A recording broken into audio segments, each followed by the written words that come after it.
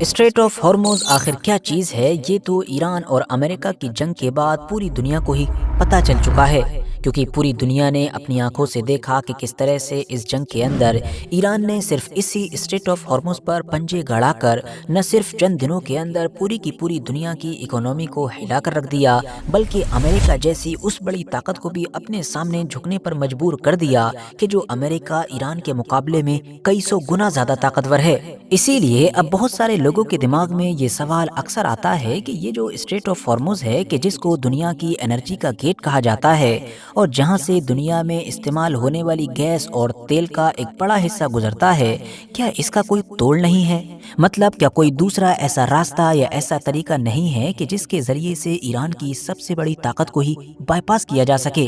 کیونکہ ہم جانتے ہیں کہ یہ جو عرب دیش ہیں آس پاس کے، ان کا سب کچھ اسی اسٹریٹ پر ہی ڈیپینڈ ہے، کیونکہ یہ تیل اور گیس سے ہی اپنی اکانومی کو آگے بڑھاتے ہیں اور یہ ہمیشہ سے ہی ایران کو اپنے لیے خطرہ بھی سمجھتے رہے ہیں۔ تو کیا انہوں نے پاسٹ میں کبھی بھی اس اسٹریٹ آف ہارموز سے نپٹنے کے لیے اس کا کوئی دوسرا راستہ یا پھر اس کا کوئی دوسرا طریقہ ڈھونڈنے کی کوشش نہیں کی؟ کیونکہ ہم دیکھتے ہیں کہ دنیا کے اندر اس طرح کی کوششیں پہلے بھی ہو چکی ہیں، جہاں ایک طرف ایشیا اور یورپ کے بیچ کے ٹریڈ روٹ کو چھوٹا کرنے کے لیے انسانوں نے خود ہی مصر کے اندر سوئس کینال بنائی، تو وہیں دوسری طرف امریکہ کے ایسٹ اور ویسٹ کوسٹ کو آپس میں ملانے کے لیے پیناما کینال بنائی گئی۔ تو کیا یہ عرب دیش کے جو دنیا میں اپنی امیری کے لیے جانے جاتے ہیں، وہ اس طرح کا کوئی سمندری راستہ نہیں بنا سکتے ہیں؟ تو دوستو، اس کا سیدھا سا جواب یہ ہے کہ ان لوگوں نے ایسا راستہ بنانے کی بھرپور کوششیں کی ہیں۔ مثال کے طور پر اس پروجیکٹ پر ہی نظر ڈال لیجئے جس کا نام ہے سلمان کینال۔ عربوں کا یہ منصوبہ 2015 میں دنیا کے سامنے آیا تھا اور اس منصوبے کا جو بنیادی مقصد ہے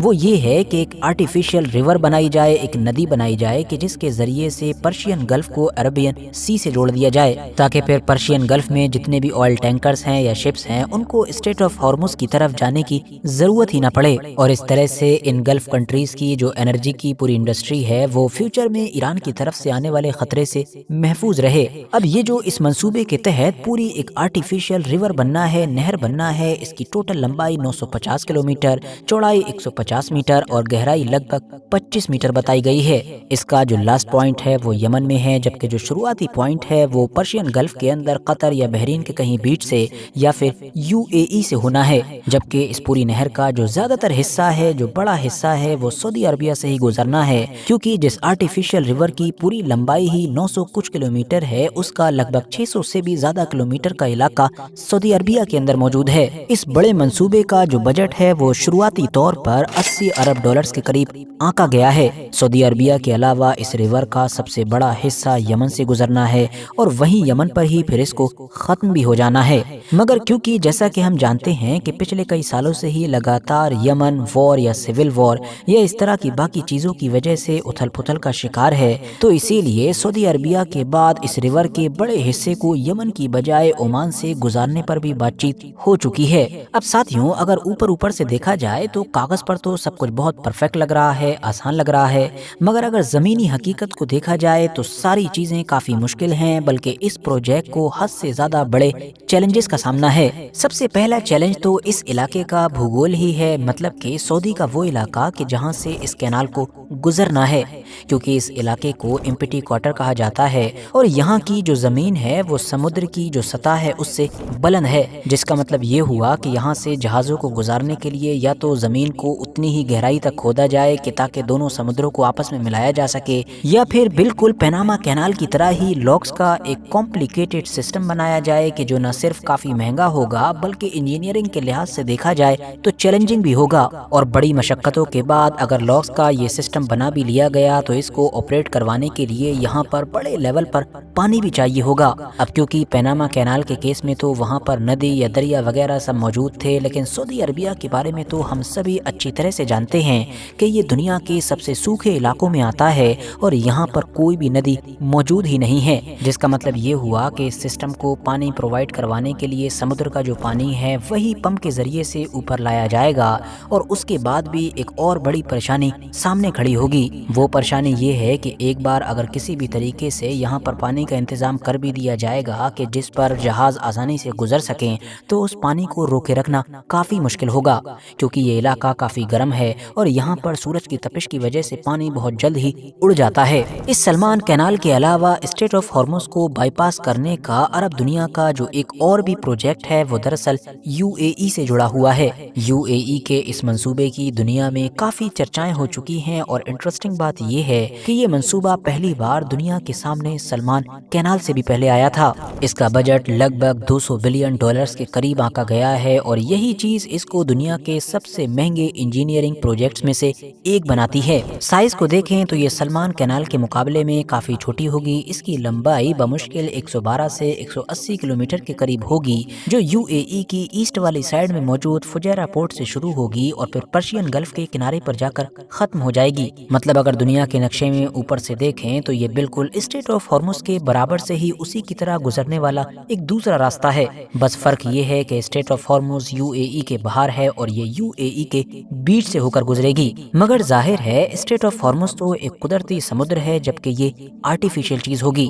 یہی وجہ ہے کہ اس کے سامنے بھی بالکل وہی چیلنجز ہیں کہ جو سلمان کینال پروجیکٹ میں ہیں، مطلب وہی کہ سعودی کی طرح یہ علاقہ بھی سوکھا ہے، پانی کی کمی ہے، پہاڑ موجود ہیں، تو ان تمام چیلنجز کے ساتھ اس منصوبے کو آگے بڑھانا کافی مشکل ہوگا۔ اور ان تمام چیزوں کو اگر ہٹا بھی دیا جائے تو ایک بڑا چیلنج کہ جو اس طرح کے دنیا کی تمام پروجیکٹ کے ساتھ ہوتا ہے وہ ہے لمٹ کو لے کر۔ جی ہاں، انسانوں کے دوارا بنائی گئی اس طرح کی جو نہر ہوتی ہے کہ جس کو سمندری راستے کو بائی پاس کرنے کے لیے بنایا گیا ہوتا ہے، ان میں دراصل جہازوں کے سائز کو لے کر ایک لمٹ فکس ہوتی ہے کہ اس سے بڑا جہاز یہاں سے نہیں گزر سکتا ہے، مطلب چھوٹا گزر سکتا ہے لیکن بڑا نہیں گزر سکتا ہے۔ جبکہ دوسری طرف جو اسٹریٹ آف ہارمز ہے وہ پتلا بھلے ہی ہو مگر آخر ہے تو ایک قدرتی سمندری راستہ ہی، تو اسی لیے وہاں سے کوئی بھی جہاز گزر سکتا ہے، مطلب چاہے کتنا بھی بڑا ہو اور کتنا بھی چھوٹا جہاز ہو۔ اور یہ جو انسانوں کے دوارا بنائی گئی نہریں ہوتی ہیں، آرٹیفیشل ریور ہوتی ہیں، تو ان میں جب میڈیم اور چھوٹے سائز کے ہی جہاز گزر پاتے ہیں تو ظاہر سی بات ہے ان کے ذریعے سے تیل اور گیس بھی لمیٹڈ اماؤنٹ میں ہی ایکسپورٹ ہو پاتا ہے۔ تو اب ساتھیوں، ان دونوں ہی منصوبوں سے جڑے ہوئے بڑے بڑے چیلنجز کو جاننے کے بعد آپ اچھی طرح سے اندازہ لگا سکتے ہیں کہ ان دونوں منصوبوں کے لیے اسٹریٹ آف ہارمز کو ریپلیس کرنا لگ بھگ ناممکن بات ہے۔ ہاں، یہاں پر یہ کہنا بہتر ہوگا کہ اسٹریٹ آف ہارمز کو واقعی اگر کوئی چیز بائی پاس کر سکتی ہے تو وہ پائپ لائن سے جڑے ہوئے پروجیکٹس ہیں کہ جو آلریڈی اس علاقے میں ایگزسٹ کرتے ہیں۔ اس میں سب سے پہلے تو سعودی عربیہ کی ہی وہ مشہور پائپ لائن ہے کہ جس کو ایسٹ ویسٹ پائپ لائن کے نام سے جانا جاتا ہے، اور جو ابھی جنگ کے دوران کافی دنیا میں چرچاؤں میں بھی آ گئی تھی کہ جب لوگوں نے یہ باتیں کرنی شروع کر دی تھیں کہ اسٹریٹ آف ہارمز بند ہے تو سعودی عربیہ بڑے لیول پر اس پائپ لائن کے ذریعے سے تیل ایکسپورٹ کر رہا ہے۔ یہ پائپ لائن کی جو پورے سعودی عربیہ کے بیچ سے ہو کر گزرتی ہے، یہ پرشین گلف کو ریڈ سی سے ملاتی ہے۔ اب یہ پائپ لائن کارگر تو ہے اور اسی لیے اس کو سعودی عربیہ کے لیے کافی اہم بھی سمجھا جاتا ہے، مگر اس کے ساتھ جو پہلی بڑی پرابلم ہے وہ ہے کیپیسٹی کو لے کر، کیونکہ سعودی عربیہ کی اس مشہور پائپ لائن کے ذریعے سے ایک دن میں جتنا تیل ایکسپورٹ کیا جا سکتا ہے وہ اسٹریٹ آف ہارمز سے ایکسپورٹ ہونے والے تیل سے 4 گنا کم ہے۔ تو اس سے اب آپ اندازہ لگا سکتے ہیں کہ یہ پائپ لائن بھی کبھی اسٹریٹ آف ہارمز کی بھرپائی نہیں کر سکتی ہے۔ دوسری پرابلم یہ ہے کہ کیونکہ اسٹریٹ آف ہارمز سے تیل اور گیس لے کر گزرنے والے زیادہ تر جہاز وہی ہوتے ہیں کہ جن کو ایشین دیشوں میں جانا ہوتا ہے، تو اسی لیے اب اگر ان جہازوں کو ریڈ سی کے راستے سے ہو کر آنا پڑتا ہے تو ان کو یہ راستہ اور لمبا پڑتا ہے، یا یہ کہہ سکتے ہیں کہ ان کو یہ راستہ مہنگا پڑتا ہے۔ اور پھر ہم کو یہاں پر یہ بھی نہیں بھولنا چاہیے کہ اگر وہ ریڈ سی سے تیل اور گیس لے کر آئیں گے تو یہاں پر ایک اور اسٹریٹ موجود ہے کہ جس کو باب المندیب کہا جاتا ہے، اور یہاں پر بھی انصار اللہ مطلب کہ ہوتی نام کی ایک ایسی طاقت بیٹھی ہوئی ہے کہ جس کو ایران کا ہی دوست مانا جاتا ہے۔ اس کے علاوہ بالکل اسی طرح کی ہی ایک پائپ لائن ہم کو یونائٹڈ عرب ایمریٹس میں بھی نظر آتی ہے، جو ظاہر ہے اسٹریٹ آف ہارمز کو تو بائی پاس کر دیتی ہے،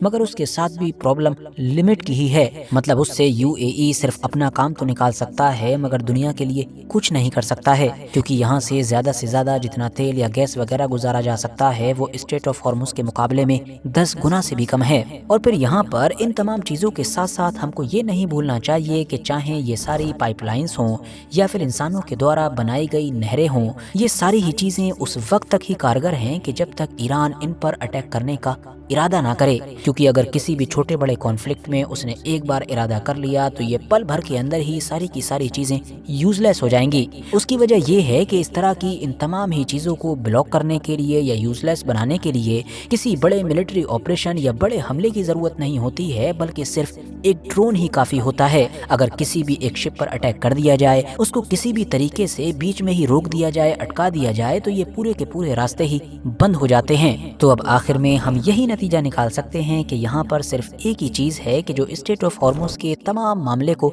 حل کر سکتی ہے، اور وہ چیز ہے شانتی۔ مطلب جب تک مڈل ایسٹ میں شانتی ہے تب تک تو اسٹریٹ آف ہارموز یا پھر پائپ لائنز یا اس طرح کے تمام راستے کھلے رہیں گے، لیکن اگر پیس نہیں رہی تو پھر اس طرح کے سارے ہی راستوں پر خطرہ منڈرانے لگے گا۔ امید کرتے ہیں کہ آج کی اس ویڈیو کے ذریعے سے آپ لوگوں کو کافی کچھ جاننے کو ملا ہوگا۔ اگر یہ ویڈیو آپ لوگوں کو انفارمیٹیو لگی ہو تو لائک کرنے کے ساتھ ساتھ دوستوں کے ساتھ ضرور شیئر کریں، اور ایسے ہی نالجیبل اور ہسٹوریکل ویڈیوز ہمیشہ دیکھنے کے لیے ہمارے اس چینل کو سبسکرائب کرنے کے ساتھ ساتھ بیل آئیکن کو ضرور پریس کریں۔